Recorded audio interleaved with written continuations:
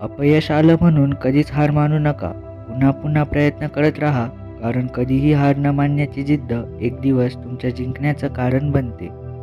आनंद देणाऱ्या माणसांना आशीर्वादाचं व्याज मिळत राहतं, मात्र दुसऱ्याला वेदना देणाऱ्यांना जन्मभर तळतळाटाचे हप्ते भरावे लागतात. स्वतःचा बचाव करण्याचं सर्वात प्रभावी साधन म्हणजे समोरच्यावर टीका करणं. कोणीच कोणाचं नसतं, सगळे आपलेच आहेत हा फक्त आपला भास आहे. आपल्या साथीला शेवटपर्यंत फक्त आपला श्वास आहे. कठीण काळात सतत स्वतःला सांगा, शर्यत अजून संपलेली नाही, कारण मी अजून जिंकलेलो नाही. कोणी 2 शब्द गोड बोललं तर लगेच भावूक होऊ नका, कारण लोक फायदा असेल तरच गोड बोलतात. जीवनात चांगला माणूस होण्यासाठी एवढंच करा, चुकाल तेव्हा माफी मागा आणि कोणी चुकलं तर माफ करा. जबाबदारी घेणारे हरत नसतात, एकतर जिंकतात, नाहीतर मग त्यातून घडतात. कोणत्याच गोष्टीचा माज नसावा, कारण वेळ प्रत्येकाला संधी देते आणि वेळ प्रत्येकाची येते.